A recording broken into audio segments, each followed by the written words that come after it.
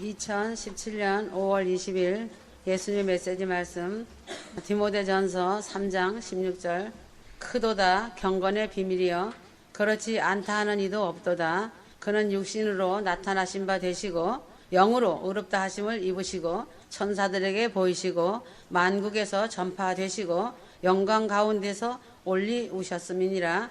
휴거 성도들은 경건이 무엇인지에 대해서 깊이 알아야 한다.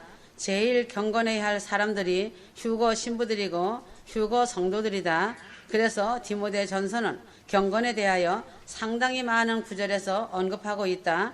그냥 말을 안 하고 얌전하게 가만히 있고 조용하다고 경건이 아니다. 경건이란 영어로는 하나님으로서의 속성이라는 뜻이다. 그러므로 경건한 삶이라는 것은 하나님으로서의 속성과 성품이 자신 속에 나타난 삶이다. 이것은 단순히 인간의 수준에서 좀 더 거룩하거나 도덕적 윤리적으로 깨끗하다는 정도의 의미를 훨씬 초월한 개념이다. 죄로 인하여 죄 속에 묻혀있던 사람 속에 어떻게 하나님으로서의 속성이 나타날 수 있을까이다. 자신이 죽고 그리스도로 살면 그렇게 될 수 있다는 것이다. 이것은 하나님께서 정말 원하시는 소원 중에 소원이시다는 것이다. 자신 속에 이루시고자 태초부터 품고 계셨던 비밀스러운 하나님의 큰 계획이셨다는 것을 알아야 한다.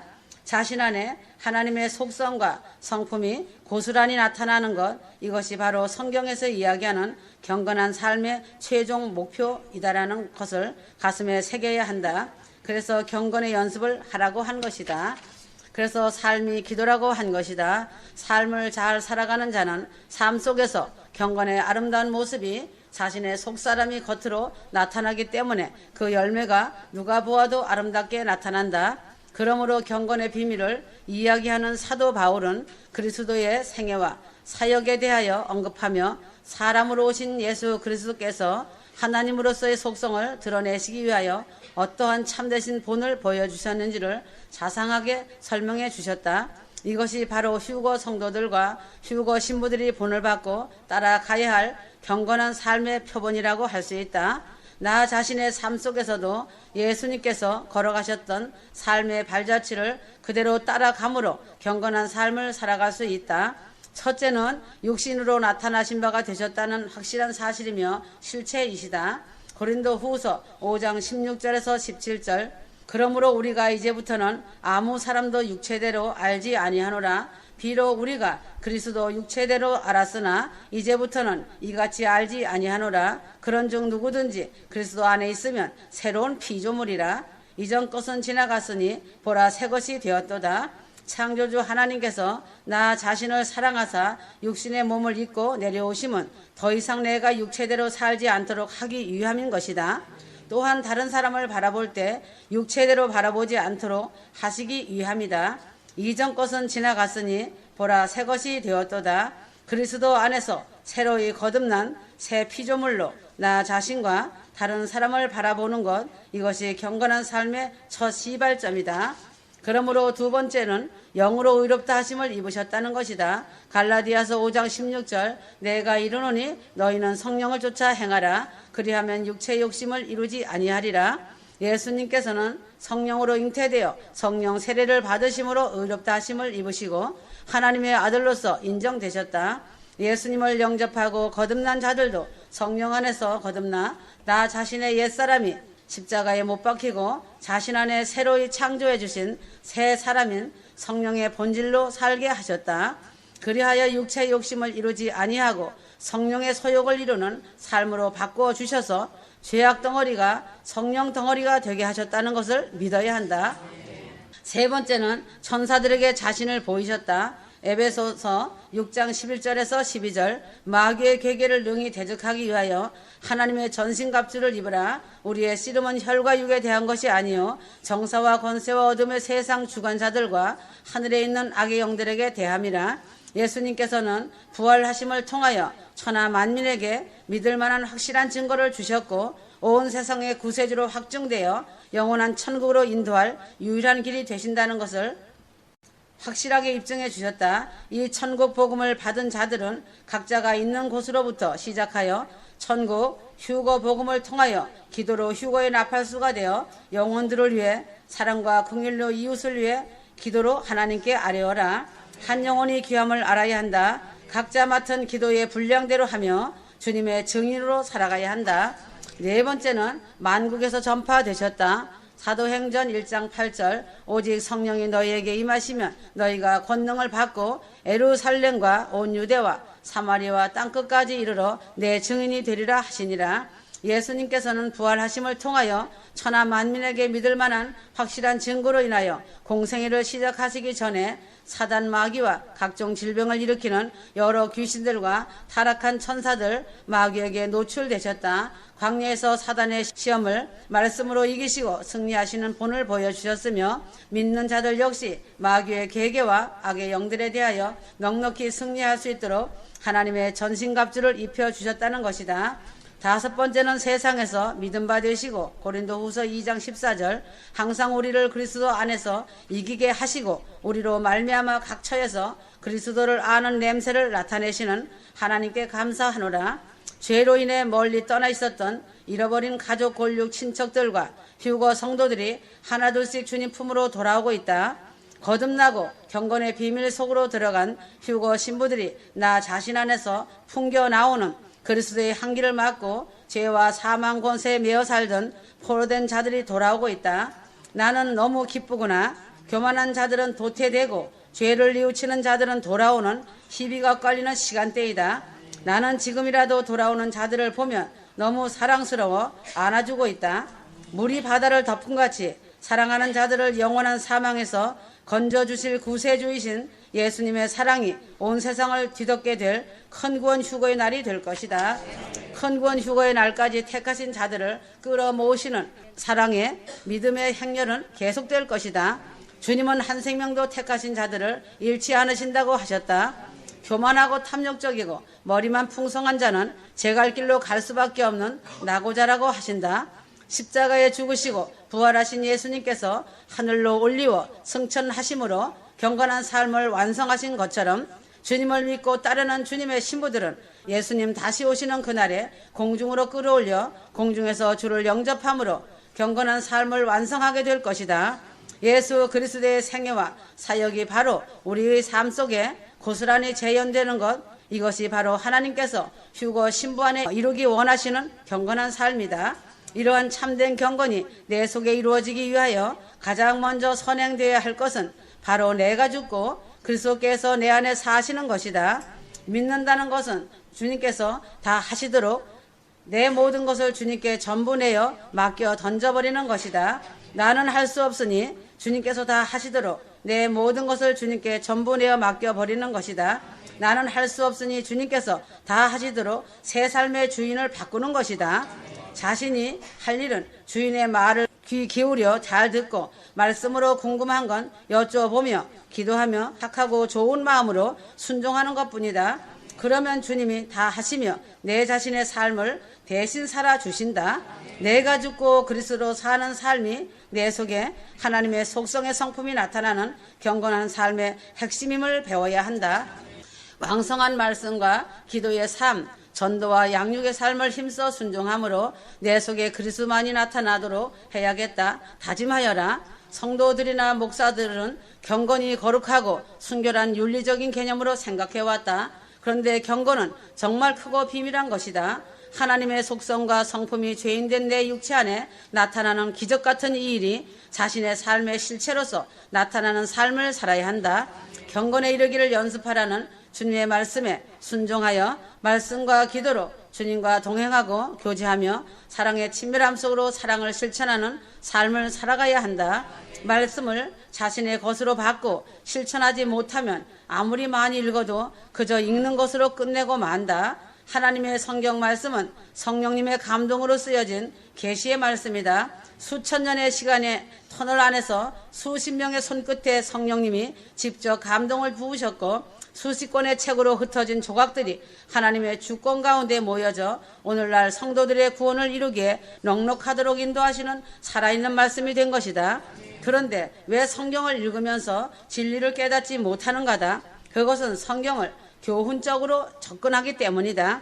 예수님의 메시지 말씀도 읽기는 읽는데 깨닫지 못하고 있다. 깨닫지 못하는 이유는 먼저는 미련한 사람이 쓴 것이라고 생각을 먼저 하고 읽기 때문이다.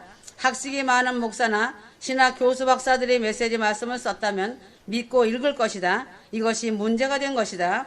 사람이 계시받고 응답받고 썼다고 생각하기 때문이다. 메시지 말씀은 구약의 모세처럼 바울처럼 사도 요한처럼 그 시대나 지금 시대나 똑같이 주님의 친밀한 사랑의 말씀이 한 글자씩 기록되어진 말씀이다. 지금 종말의 시간대에 예수님 메시지 말씀이 다시 기록되어진 것은 공중재림 휴거의 나팔이 기록되어 전 세계에 불어져야만 기름 등불이 준비되어지기 때문에 2015년부터 시작한 것이다.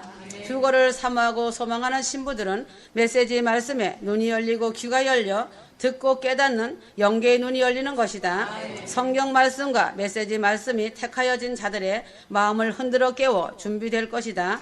휴거 성도들이나 휴거 신부들은 메시지 말씀이 자신들에게 삶의 지혜를 주고 큰 소망이 되고 공동체의 유익을 주고 자신에게 큰 위로와 힘을 주고 격려를 주며 생명이 살아나는 놀라운 체험을 할 것이다. 생명의 말씀은 살아있기 때문에 부활의 능력이 임하게 되어 있다. 예수 메시지 말씀을 소홀히 여기고 믿지 않는 자들은 교만하고 탐욕적이며 머리는 있지만 가슴이 없는 자들이다. 이런 자는 자신의 목적을 위하여 교훈적인 접근만을 하기 때문이다. 성경은 구원을 완성하시고자 하는 하나님의 간절한 마음이 절절하게 녹아있는 하나님의 약속과 선포이며 성도들을 향한 부르심이다. 예수 메시지 말씀은 성경을 토대로 하여 사랑하는 예수님의 신부들을 때가 되매 데려가시겠으니 깨어 기름등불 준비하여 회개하며 결혼 준비하라고 가슴 절절한 예수님의 부르심이다. 이제는 준비된 신부들이여 일어나 가자이다. 하나님의 공중 휴거를 완성하시고자 하는 하나님의 애달픈 사랑의 손짓이다. 하나님의 간절한 사랑의 마음이 절절하게 녹아있는 하나님의 약속과 선포이며 휴거 신부들을 향한 부르심이다. 이 말씀이 실제로 이루어질 것이다. 그렇기 때문에 휴거 신부들은 성경을 계시적으로 접근하고 메시지 말씀을 실제로 현실이 되어 영광의 그날이 눈앞이라는 것을 있는 그대로 믿어야 한다. 휴거 신부들은 나 자신에게 하나님이 요구하시는 것이 무엇인가? 하나님이 자신에게 무엇을 말씀하려 하시는가? 나 자신을 어떻게 인도하시려 하는가? 하나님의 계획은 무엇인가? 하나님이 말씀하시고자 하시는 본질을 보아야 하는 것이다. 궁극적인 하나님의 말씀은 결국은 성경의 본질과 예수의 메시지 말씀을 통하여 이루실 큰 구원 휴거와 심판이다. 즉 천국과 지옥이다. 아직도 지식인 머리에 놓여있는 교만한 자들이 깨어나야 한다. 과거의 사건과 현재의 상태와 미래의 결과 이러한 말씀들을 성경과 메시지 말씀 안에 나열하시면서 일목요연하게 조명하는 것은 큰 구원의 결과인 공중휴거와 심판의 결과인 불지옥이다. 지금의 교회들이 이것을 보려하지 않기 때문에 교회가 타락한 것이고 사역자들이 이 부분을 망각하였기 때문에 죄를 짓는 것이다. 교인들이 사역자들이 이것에 대한 메시지를 듣지 않으려고 하며 받아들이지 않았기 때문에 분별하지 못하는 것이다. 물질적인 풍요와 사회적인 높은 지위와 많은 사람을 거느리고 얻으려는 명예욕이 크게 확장되는 사업화된 교회, 이러한 것이 목적이 되어 말씀을 적용하려 하다 보니 성경을 교훈적으로 접근하게 되는 것이다. 그러나 휴거 성도들은 성경에 어디를 대하든지 계시적으로 접근하여야 한다. 나 자신의 입장에서 자신만을 위한 것이 아닌 하나님의 뜻과 의도를 통하여 하나님의 말씀하시려는 본질을 보아야 한다. 성경과 메시지의 결론에 도달하면 큰 구원인 공중휴거와 심판이고 천국과 지옥, 영생과 영벌이다. 두려움으로 성경과 메시지 말씀으로 한 글자씩 호흡하며 읽어서 나 자신과 가족과 부모, 형제, 친척과 이웃 사랑으로 큰 구원 휴거 준비를 해야 하는 것이다. 기회는 늘 있는 것이 아니다. 육체로 이 땅에 있을 시간이 그리 많이 있지 않다. 두렵고 떨림으로 사모하여야 한다. 그래서 하나님은 휴거 신부들에게 언약의 약속을 주셨다. 너는 내 것이라고, 신랑과 신부는 한 몸이라고 하신 약속이다. 히브리서 6장 13절에서 15절. 하나님이 아브라함에게 약속하실 때에 가리켜 맹세할 자가 자기보다 더 큰 이가 없으므로 자기를 가리켜 맹세하여 가라사대 내가 반드시 너를 복주고 복주며 너를 번성케 하리라 하셨더니 저가 이같이 오래 참아 약속을 받았느니라.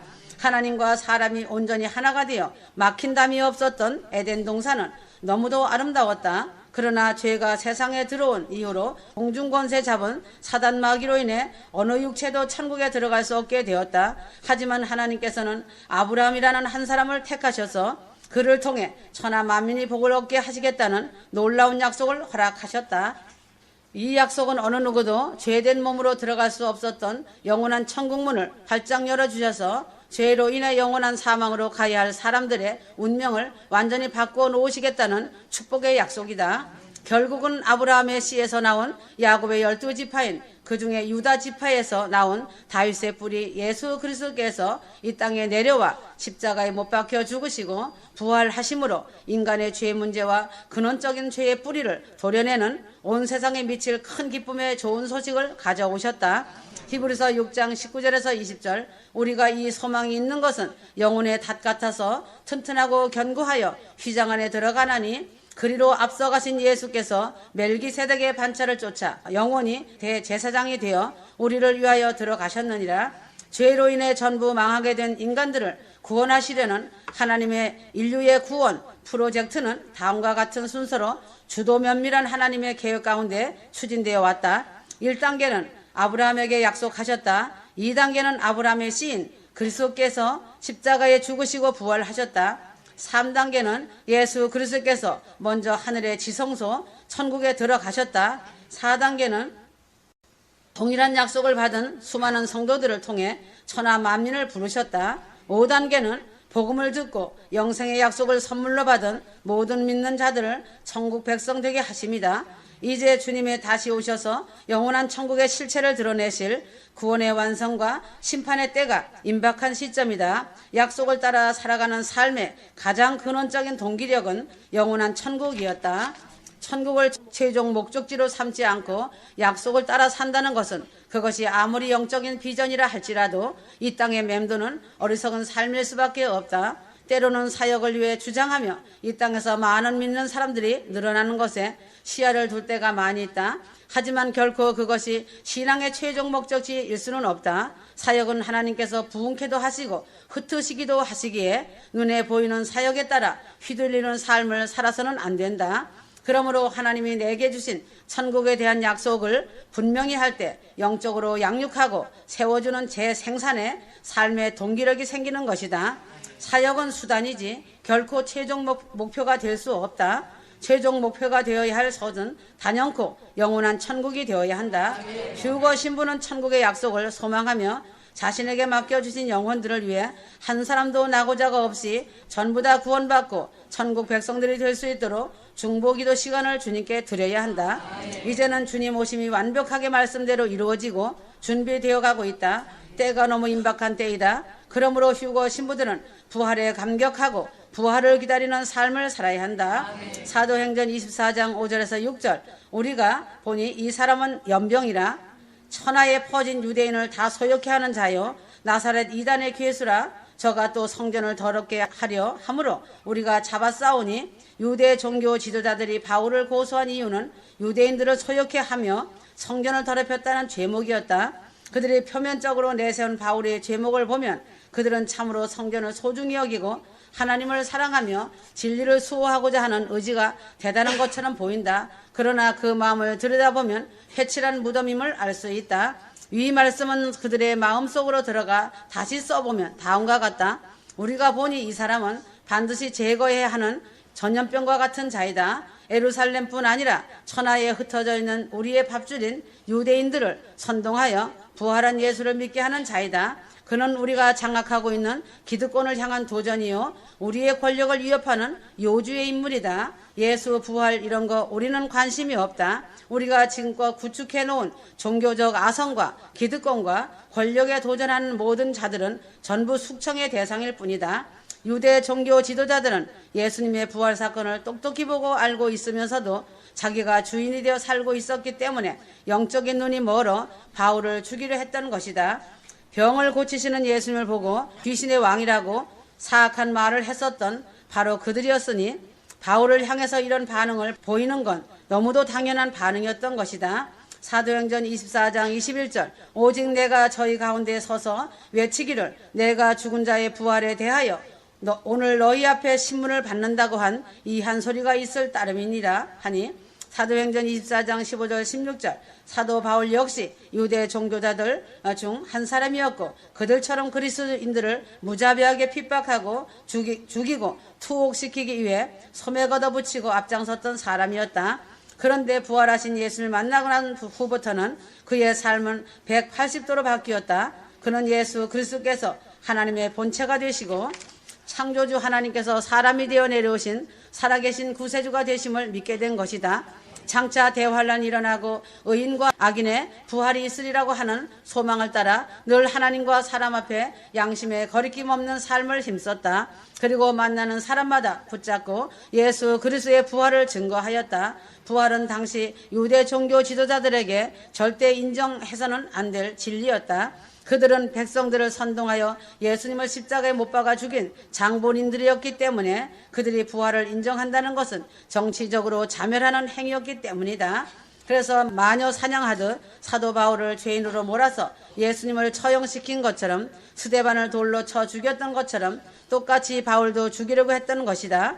세상의 모습은 빌릭스도 돈이었다. 사도행전 24장 25절에서 26절 바울이 의와 절제와 장차 오는 심판을 강론하니 빌릭스가 두려워하여 대답하되 시방은 가라 내가 틈만 있으면 너를 부르리라 하고 동시에 또 바울에게 돈을 받을까 바라는 고로 더 자주 불러 같이 이야기하더라.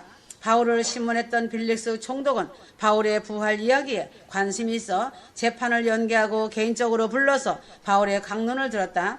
바울은 의와 절제와 장차 오는 대환란의 심판을 자세히 가르쳐 주었고 빌릭스는 진리 앞에 두려워하며 더 이상 듣기를 거부할 정도였다.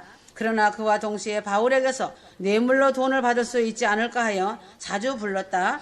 심판을 두려워하면서도 끝까지 돈에 대한 욕심을 내려놓지 못하는 빌릭스의 모습을 보면서 인간의 마음속 깊이 뿌리 내려 있는 죄성의 심각성을 본다. 사도행전 24장을 살펴보면서 부활의 진리 앞에 이제는 명확한 태도를 취해야 함을 보게 된다. 빌릭스처럼 세상과 하나님을 겸하여 섬기면서 움켜쥐고 있던 것들을 내려놓지 못하는 미지근한 신앙은 이제 그만 내려놓아야 한다. 유대 종교 지도자들처럼 자기가 쌓아온 종교적 아성에 취하여 주님을 섬긴다는 미명하에 남을 판단하고 정죄하는 그 사악하고 교만한 바벨탑을 철저히 무너뜨려야 한다. 그러므로 사도 바울처럼 살아야 한다. 그는 부활에 감격하고 부활을 기다리며 부활의 주님 앞에 거리낌 없이 애썼으며 장차 올 부활의 날 세상 끝날을 소망하며 살았다. 지금은 십자가 부활과 휴거의 신앙으로 마음을 찢고 진정으로 회개하며 새롭게 거듭나며 마지막 시간대에 더욱 깨어 있어야 한다. 부활 공중 휴거를 기다리며 자신의 모든 삶이 휴거 복음에 젖어 살아가야 한다. 신문을 당한 죄수의 자리에서도 부활 휴거 신앙으로 인해 판사처럼 담대했던 바울의 멋진 삶을 배워야 한다. 바울처럼 그렇게 부활에 사로잡혀 십자가에 감사하고 공중재림 휴거에 소망을 두고 천국 가정 이루어가는 삶이 되기 위해 사랑으로 대가 지불을 하여야 한다. 휴거는 사랑이다. 어느 시간이 될 것이다. 다 왔다. 아멘.